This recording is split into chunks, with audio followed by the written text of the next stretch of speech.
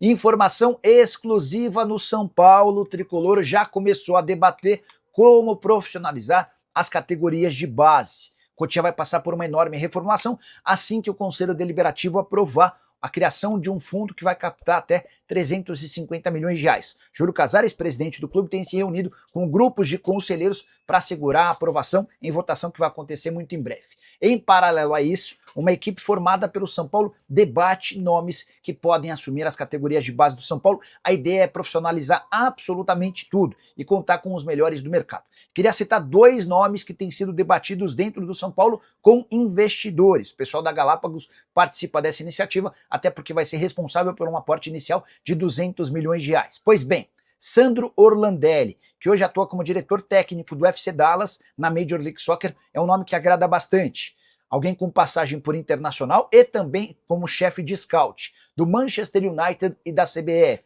Outro nome pretendido pelo São Paulo, Gustavo Grossi, argentino e responsável por uma transformação no River Plate. Você vai lembrar que o River na Série B do Campeonato Argentino acabou tendo como grandes protagonistas o Marcelo Gallardo como técnico e o Gustavo Grossi na formação das categorias de base do clube. Hoje o River é um dos times que mais revelam jogadores na América do Sul. O Grossi ainda passou pelo Internacional, também trabalhando com a base, e nesse momento atua na Federação Argentina de Futebol, cuidando do projeto de Copa do Mundo e também de formação de atletas. Então, Gustavo Grossi e Sandro Orlandelli hoje são os nomes mais cotados para assumirem as categorias de base do São Paulo, que promete revolucionar o futebol brasileiro. A ideia do São Paulo é, com dinheiro para contratar os melhores atletas sub-20 da América do Sul, se transformar numa potência ainda maior do que a do Palmeiras, que já garantiu mais de 2 bilhões de reais de vendas de atletas somente com jogadores formados na base nos últimos 10 anos. Hora de falar sobre o São Paulo para te explicar que história é essa de que uma empresa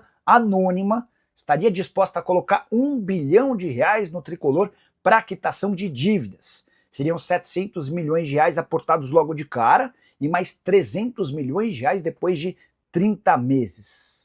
Achei a história pra lá de esquisita, mas fui checar com gente importante do São Paulo e posso contar para vocês que tudo começa quando um consultor comercial chamado Oswaldo Sacani procura o São Paulo sugerindo esse acordo.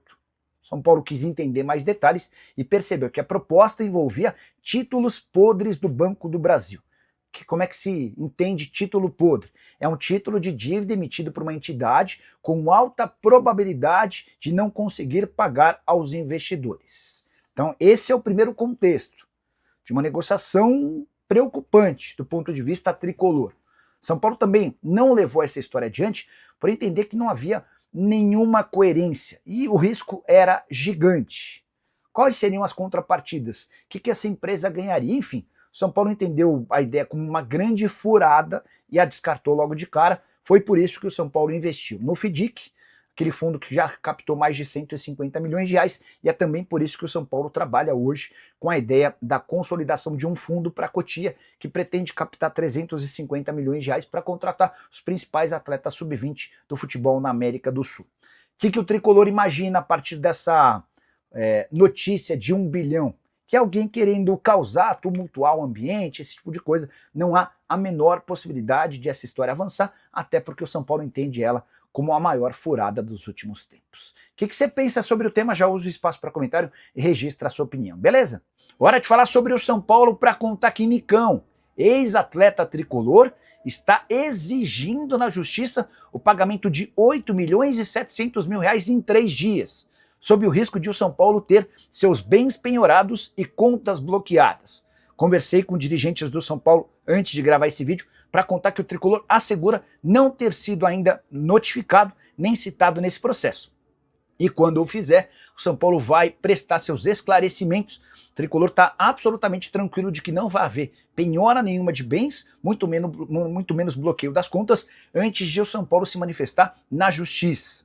Segundo o Tricolor, há uma discordância entre as partes e por isso o São Paulo não começou a efetuar os pagamentos referentes a direitos de imagem e verbas decisórias. Nicão passou pelo São Paulo entre agosto de 2022 e dezembro de 2023, passagem para lá de discreta. Há esse débito, há essa pendência, embora com divergências em relação às contas. O São Paulo assegura, repito, que não corre o risco de ter bens penhorados e contas bloqueadas, pelo menos não nesse primeiro momento.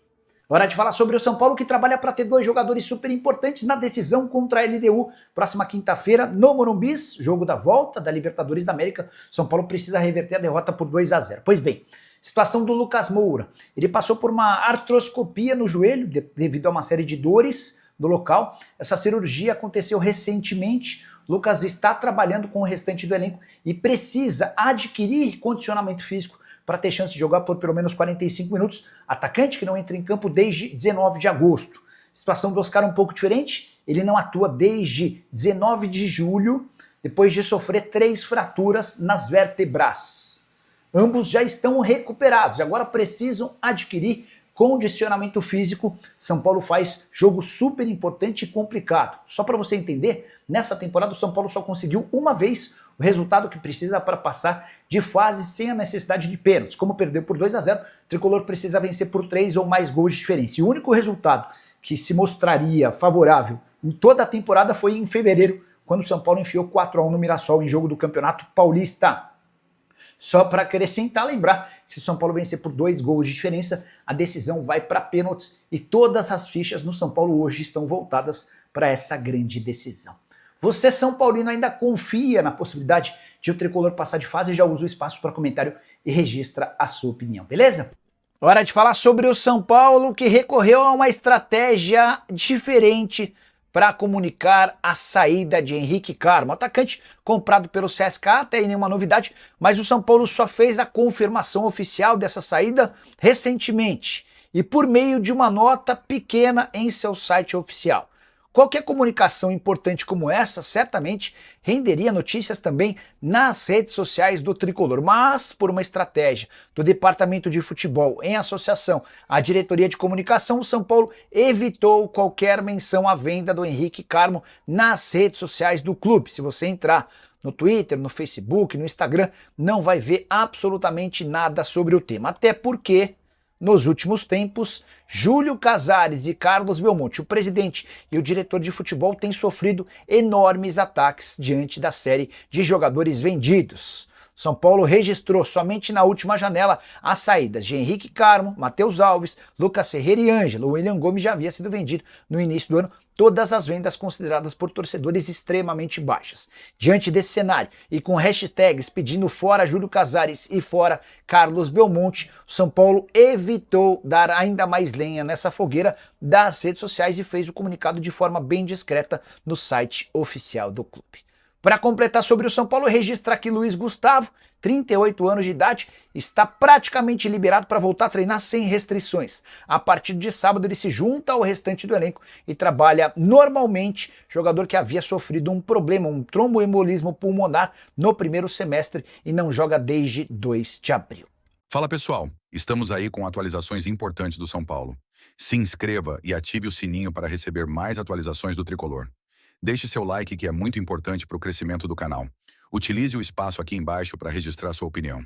Ficamos por aqui com mais esse giro de notícias. Um abraço e até o próximo vídeo.